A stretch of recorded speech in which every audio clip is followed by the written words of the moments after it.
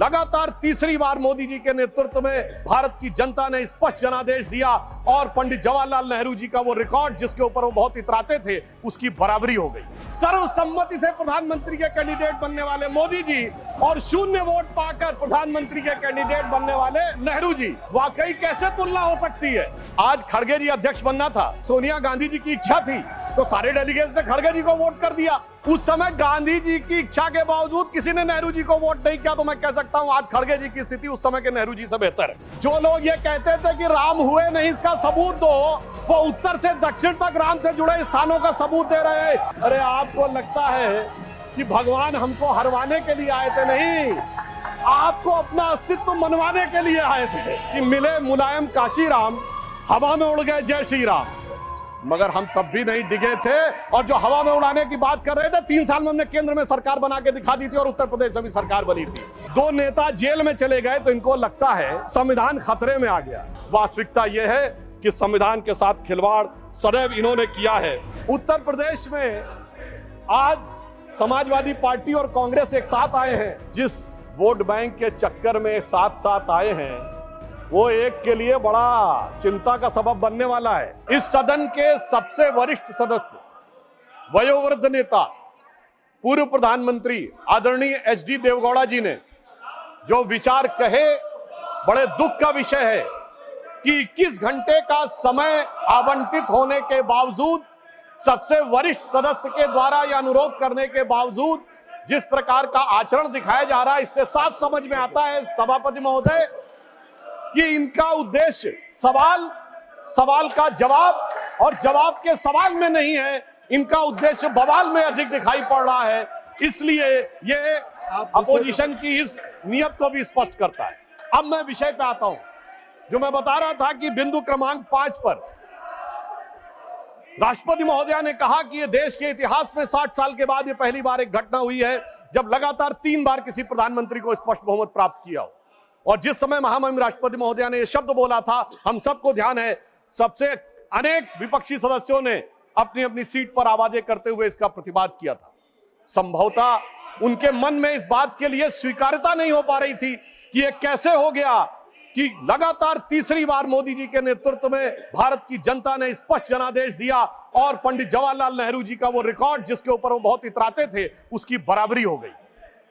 मगर हमारे बहुत से विपक्षी सदस्य कहते हैं कि साहब नेहरू जी की बराबरी तो मोदी जी से नहीं हो सकती। तो सभापति महोदय, मैं आपके माध्यम से कहना चाहता हूं कि तीसरी बार मोदी जी चुन के आए हैं और ये मैं भी मानता हूं कि नेहरू जी और मोदी जी में बराबरी नहीं हो सकती। इसलिए तीसरी बार आने पे मैं सिर्फ 3 बिंदु दूंगा जिस पर हम मानते हैं कि नेहरू जी और मोदी जी की बराबरी नहीं हो सकती। नंबर 1, जब मोदी जी इस देश के प्रधानमंत्री के कैंडिडेट चुने जाने थे, सभापति महोदय, मुझे आज तक याद है 13 सितंबर 2013 शाम 6 बजे भाजपा की पार्लियामेंट्री बोर्ड की बैठक होनी थी और मोदी जी स्वयं उसके मेंबर थे, मगर उन्होंने कहा मैं उस बैठक में नहीं आऊंगा जिसमें मेरे बारे में विचार हो रहा हो।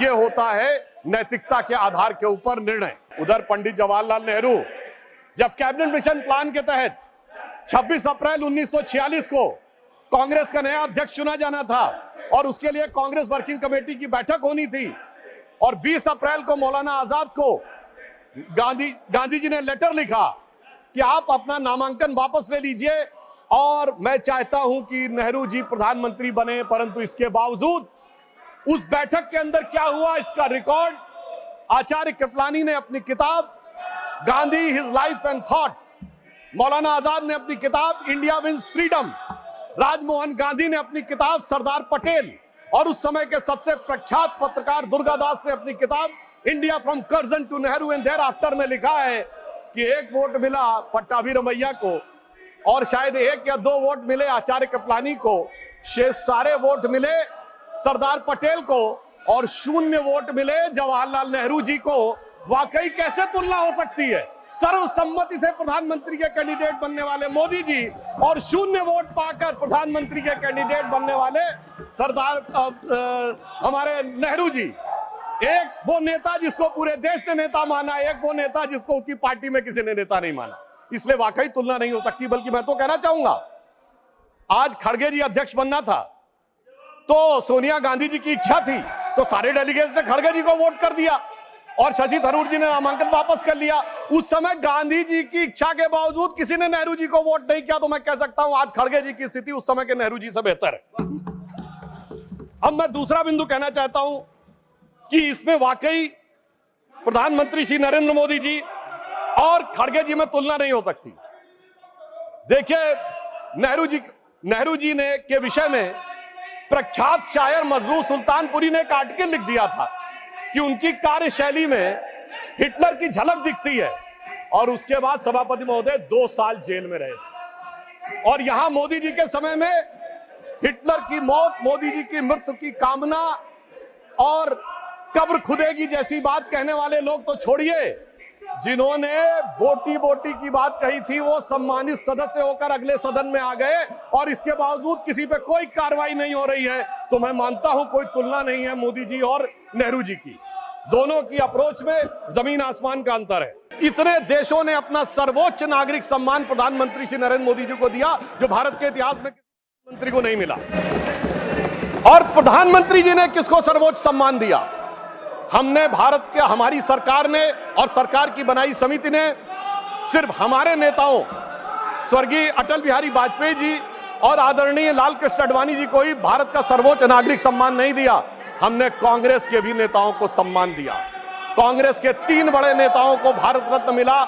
मदन मोहन मालवीय जी को हमारी सरकार में भारत रत्न मिला, प्रणब मुखर्जी जी को हमारी सरकार में भारत रत्न मिला, पीवी नरसिम्हा राव जी को हमारी सरकार में भारत रत्न मिला, हमारी पार्टी के नहीं थे परंतु कर्पूरी ठाकुर जी को भारत रत्न मिला, और कांग्रेस के नेता एससी जमीर और तरुण गोगोई जी को पद्म अवार्ड मिला।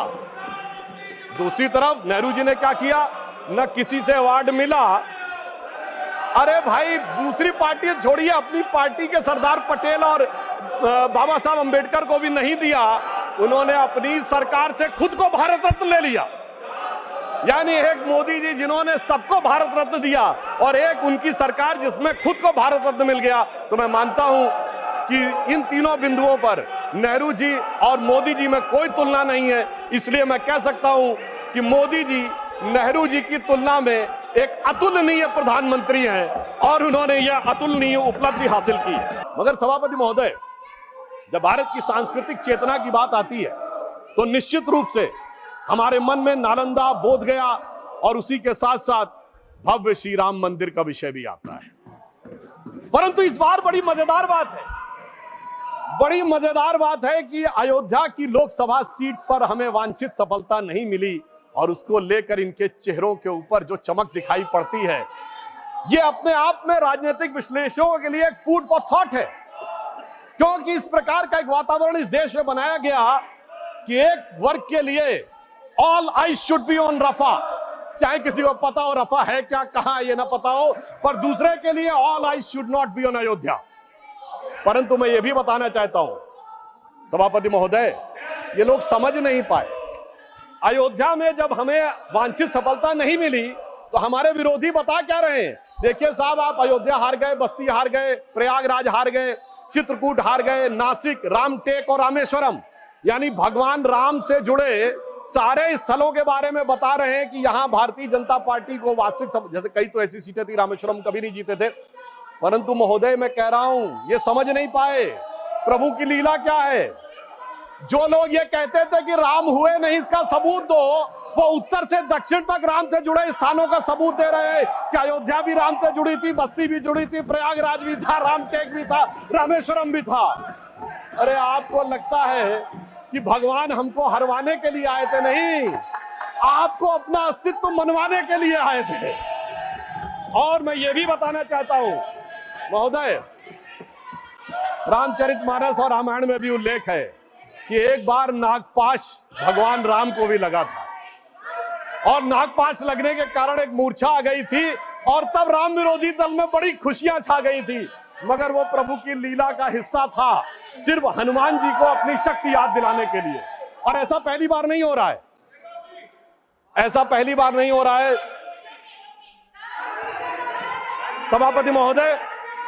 आज से 30 साल पहले मुझे याद है, उत्तर प्रदेश में जब समाजवादी पार्टी और कांग्रेस सबने मिलकर सरकार बनाई थी, सपा, बसपा और कांग्रेस आई ने मिलकर, तब एक नारा लगा था कि मिले मुलायम काशीराम, हवा में उड़ गए जय श्री राम।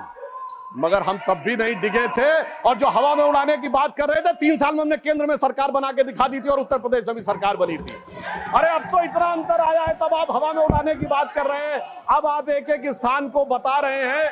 आप निश्चित रहिए, जिसे एक हम लोग जो प्रसिद्ध भजन सुनते थे उसमें ये कहा गया है, जो हनुमान जी का प्रसिद्ध भजन है कि रावण युद्ध अजान कियो तब नाग की फांस समय से डारो। परंतु चिंता मत करिए, वो शक्ति पुनः जागृत हो रही है और वो जागृत होकर हमें पुनः वहां तक पहुंचाने का प्रयास रखेगी। और एक मैं गंभीर बात कर रहा था, श्री राम का विषय हमारे लिए हार जीत का विषय नहीं है। हम 2 सीटों की पार्टी थे, तब भी उतनी श्रद्धा और निष्ठा के साथ खड़े थे। हम 86 सीट पे भी वैसे ही खड़े थे, 120 पे वैसे ही खड़े थे, 182 पे वैसे ही खड़े थे, 282 पे वैसे ही खड़े थे, 303 पर वैसे ही खड़े और 240 पर भी वैसे ही खड़े हुए हैं। आपके लिए चुनावी हार जीत का विषय होगा, हमारे लिए चुनावी हार जीत का विषय नहीं है। परंतु हमें लगता है कि भारतीय समाज में भी कुछ लोगों के मन में अभी भी इसको लेकर हो सकता हमारी तपस्या में कोई कमी रही हो।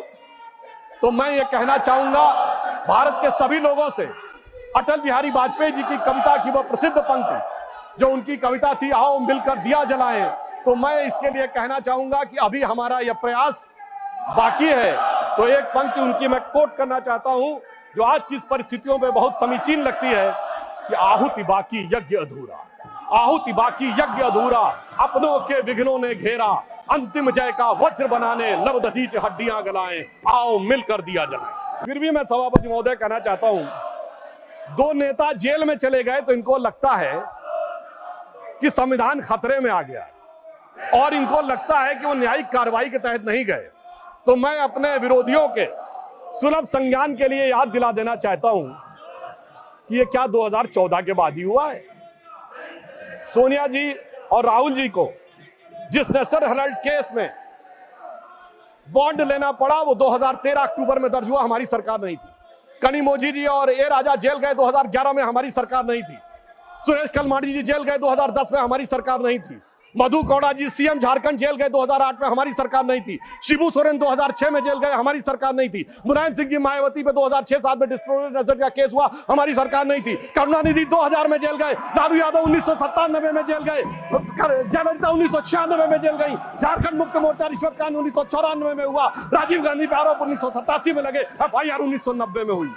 मैं सिर्फ ये बताना चाहता हूं, 30 साल से देख रहे हैं सभापति महोदय, हम लोग छात्र जीवन से प्रौढ़ावस्था में आ गए, जेल में अंदर बाहर आने जाने का खेल देखते हुए, और अब हमसे कहते हैं कि 2014 के बाद ये है। वास्तविकता ये है कि संविधान के साथ खिलवाड़ सदैव इन्होंने किया है।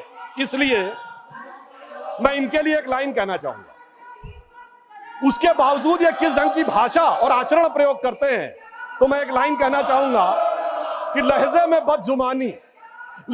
बदजुबानी और चेहरे पे नकाब लिए फिरते हैं, जिनके खुद के बही खाते बेहिसाब बिगड़े हैं, वही हमसे सारा हिसाब लिए फिरते हैं। एक बात और कहना चाहता हूं, हमारे विरोधी लोग किस विचार की बात करते हैं, इनके मन में सुनिए, इनके एक बहुत बड़े आइडियोलॉजिकल थिंकर थे, जो चुनाव के दौरान क्या बोले कि उत्तर भारतीय यूरोपियों से हैं, तो पश्चिम वाले अरब वालों से जुड़े हैं, तो पूरब वाले चीन वाले से हैं, दक्षिण वाले अफ्रीका वालों से। वैसे सुनिए, वो इस्तीफा दिए थे फिर रीइंस्टेट हो गए, यानी केवल चुनाव के लिए था, वो चेहरे का नकाब उतर गया है।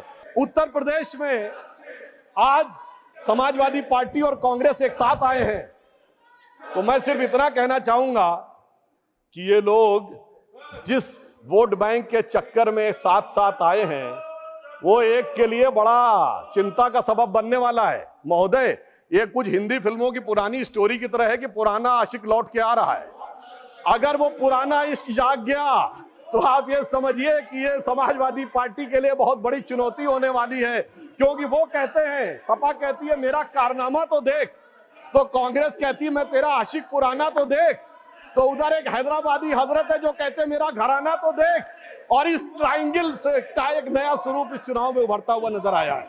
नीट के विषय में भी एक बात कहना चाहता हूं सभापति महोदय, नीट को लेकर हमारी सरकार पूरी तरह संवेदनशील भी है और सतर्क भी है। हमारे शिक्षा मंत्री जी ने कहा किसी एक भी बच्चे के साथ अन्याय नहीं होने देंगे, मगर मैं इनसे पूछना चाहता हूं, जब एनटीए के चीफ को हटा दिया गया, जांच कॉन्स्टिट्यूट हो गई, मामला सर्वोच्च न्यायालय में विचाराधीन है, तो ये क्या अपने को सर्वोच्च न्यायालय के विजडम से ऊपर समझते हैं? यदि विषय सर्वोच्च न्यायालय में विचाराधीन है तो उससे पहले इस प्रकार का वातावरण बनाना, इसका अर्थ यह हो गया कि यदि न्यायालय उस पर टिप्पणी देने जा रहा है मगर हम उससे पहले उसके ऊपर विवाद करना चाहते हैं।